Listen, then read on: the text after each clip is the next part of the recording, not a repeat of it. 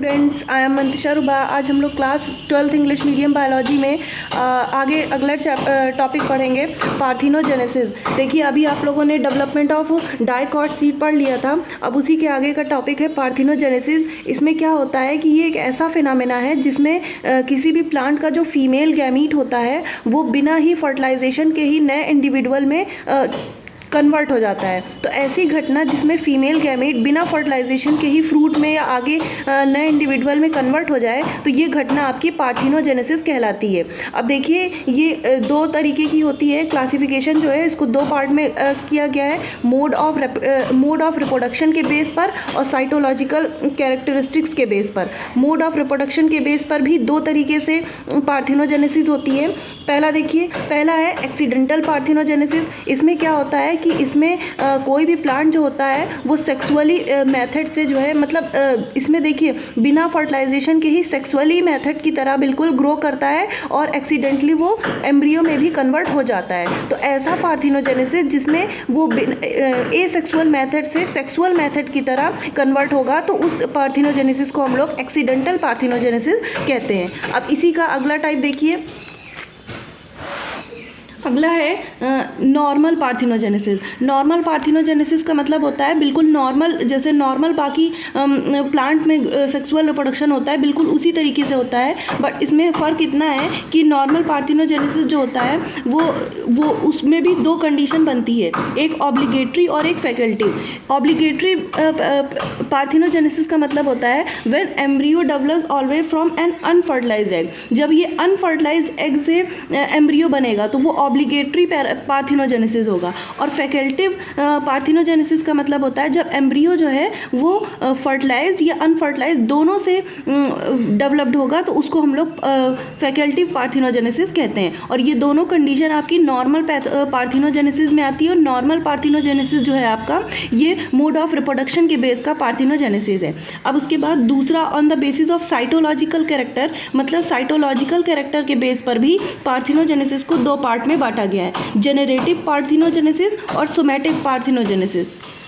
सबसे पहला है जेनरेटिव पार्थिनोजेनेसिस। जेनरेटिव पार्थिनोजेनेसिस का मतलब हुआ जब कोई ऑर्गेनिज्म किसी हैप्लॉइड सेल से नए इंडिविजुअल को जन्म देगा बिना फर्टिलाइजेशन के, तो ऐसा पार्थिनोजेनेसिस आपका जेनरेटिव पार्थिनोजेनेसिस कहलाता है। जबकि सोमैटिक पार्थिनोजेनेसिस में कोई इंडिविजुअल का, किसी फीमेल इंडिविजुअल का डिप्लॉइड सेल से नए इंडिविजुअल में कन्वर्ट होना, वो भी बिना फर्टिलाइजेशन के, तो वो पार्थिनोजेनेसिस आपका सोमैटिक पार्थिनोजेनेसिस कहलाता है। तो इतनी कंडीशन आपकी बनती है पार्थिनोजेनेसिस में। अब उसके बाद आगे देखिए, अगला टॉपिक है पार्थिनोकार्पी। अब देखिए, जो पार्थिनोजेनेसिस की प्रोसेस होती है तो उससे क्या होता है कि फीमेल जो होता है, फीमेल गैमीट होता है, वो बिना फर्टिलाइजेशन के ही फ्रूट में कन्वर्ट हो जाता है। तो ऐसा फ्रूट जो बिना फर्टिलाइजेशन के ही फ्रूट में बनता है, उसको हम लोग, उस फेनोमेना को हम लोग पार्थिनोकार्पी कहते हैं। और ऐसे फल को हम लोग पार्थिनोकार्पिक फ्रूट कहते हैं। कहने का मतलब ये है कि ऐसा फ्रूट जो पार्थिनोकार्पी से बनता है उसको हम लोग पार्थिनोकार्पिक फ्रूट कहते हैं। इसमें मोस्टली इसको पहचानने का सबसे आसान तरीका है, इसमें बीज नहीं पाई जाती है, जैसे केला और अंगूर। और ऐसे फल जो है वो आगे चलकर सेक्सुअल रिप्रोडक्शन और एसेक्सुअल रिप्रोडक्शन दोनों तरीके का रिप्रोडक्शन नहीं कर सकते हैं। तो ये फ्रूट जो है, इनका बेस्ट वो एग्जाम्पल है बनाना और ग्रेप्स। और भी बहुत सारे फ्रूट होते हैं जो पार्थिनोकार्पिक फ्रूट होते हैं और इनमें बीज नहीं पाई जाती। यही इसका पहचानने का सबसे आसान तरीका है। अब उसके बाद आगे का देखिए टॉपिक, नेक्स्ट टॉपिक है इनकम्प्लीबिलिटी। इनकम्प्लीबिलिटी का मतलब होता है किसी भी प्लांट पे देखिए, जब हवा चलती है, विंड पॉलिनेशन होता है, तो पॉलन ग्रेन जो है वो बहुत ज़्यादा मात्रा में जाकर किसी फीमेल स्टिग्मा पे जाकर गिरते हैं। तो उससे क्या होता है कि सारे पॉलन ग्रेन तो जर्मिनेट होते नहीं हैं, तो इसलिए स्टिग्मा क्या करता है, सिर्फ किसी एक पॉलन ग्रेन को अंदर जाने के लिए, प्रवेश देने के लिए इजाज़त देता है। बाकी सारे पॉलन ग्रेन बाहर ही स्टिग्मा पे खराब हो जाते हैं, नष्ट हो जाते हैं। तो वो जो खराब होने की प्रक्रिया है, प्रोसेस है, उसको हम लोग इनकम्प्लीबिलिटी कहते हैं। क्योंकि हवा चलती है तो अलग अलग पौधों का भी पॉलन ग्रेन दूसरे पौधों पे जाकर गिरता है, तो उससे फर्टिलाइजेशन ना हो जाए इसलिए वो अपने आप ही उसको नष्ट कर देता है। और ये घटना जो है आपकी, ये प्रोसेस जो है ये इनकम्प्लेबिलिटी कहलाती है। सेक्सुअल इनकम्प्लेबिलिटी जो है वो उसमें दो कंडीशन बनती है, इंटर स्पेसिफिक और इंट्रा स्पेसिफिक। ऐसी इनकम्प्लेबिलिटी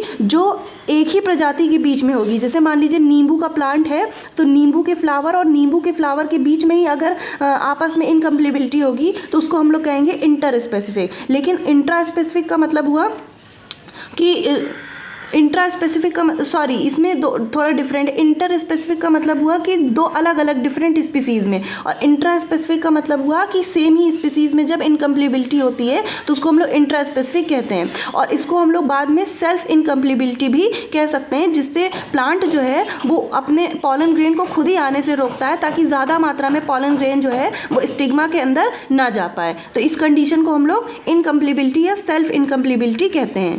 आगे देखिए, अगला टॉपिक है पॉली एम्ब्रियोनी। पॉली एम्ब्रियोनी का मतलब देखिए क्या होता है। पॉली मतलब होता है अनेक, एम्ब्रियोनी मतलब होता है एम्ब्रियो या भ्रूण। अब देखिए फर्टिलाइजेशन के बाद जो है ओव्यूल जो होता है वो सीड में कन्वर्ट हो जाता है। तो नॉर्मली जो है एक उसमें ओव्यूल में एक ही एम्ब्रियो बनता है, लेकिन कभी कभी कंडीशन थोड़ा उलट हो जाती है और एक उसके अंदर एक एम्ब्रियो के अंदर एक उसके सीड के अंदर कई सारे एम्ब्रियो बनने लगते हैं, एक से ज़्यादा एम्ब्रियो बनने लगते हैं। तो ये कंडीशन आपकी पॉली एम्ब्रियोनी कहलाती है। पॉली मतलब देखिए ज़्यादा होता है, तो जब आपके एक भ्रूण के अंदर एक से ज़्यादा उसमें सीड के अंदर एक से ज़्यादा एम्ब्रियो बनने लगेंगे तो ये कंडीशन आपकी पॉली एम्ब्रियोनी कहलाएगी। इसकी खोज सबसे पहले एंटोनी वॉन लीवेनहॉक ने 1719 में संतरे के बीज में की थी। तो ये बहुत इंपॉर्टेंट टॉपिक है, इसको आप लोग तैयार कर लीजिएगा, ये एग्जाम में पूछा जाता है पॉली एम्ब्रियोनी। उसके बाद अगला टॉपिक है आप लोगों का एपोमिक्सिस।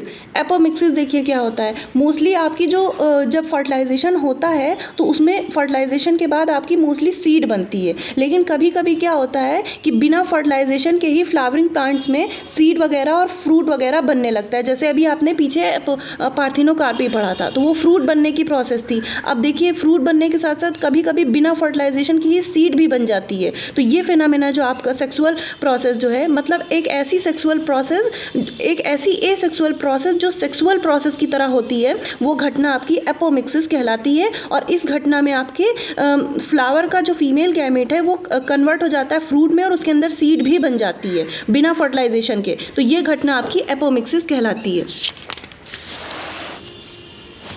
अब देखिए इसमें इसकी डेफिनेशन दी गई है कि एपोमिक्सिस का मतलब होता है कि एसेक्सुअल मेथड से सेक्सुअल मेथड का होना। तो ये घटना आपकी एपोमिक्सिस कहलाती है और जिन प्लांट्स में ये शो होती है वो एपोमिटिक प्लांट्स कहलाते हैं। इसको सबसे पहले विंकल ने 1908 में खोजा था। अब देखिए इसमें भी कई कंडीशन बनती है, जैसे आप लोगों ने पीछे देखा 3 तरीके का, वैसे इसमें भी कई कंडीशन बनती है। तो एपोमिक्सिस भी 3 प्रकार का होता है, non recurrent apomixis, recurrent apomixis और एडवेंटिव एपोमिक्सिस। सबसे पहले हम लोग पढ़ेंगे नॉन रिकरेंट एपोमिक्सिस। इसमें क्या होता है कि जो प्लांट की फीमेल सेल होती है वो मेगा स्पोर मदर सेल से कन्वर्ट हो जाती है नए प्लांट और नए इंडिविजुअल और सीड में। तो ऐसा एपोमिक्सिस जो मेगा स्पोर की मदर सेल से बनता है वो आपका नॉन रिकरेंट एपोमिक्सिस कहलाता है। उसके बाद दूसरा है आपका रिकरेंट एपोमिक्सिस। तो रिकरेंट एपोमिक्सिस जो है वो एम्ब्रियो सैक के न्यूक्लियाई से होता है। मतलब एम्ब्रियो सैक जो आपने पीछे भ्रूण पढ़ा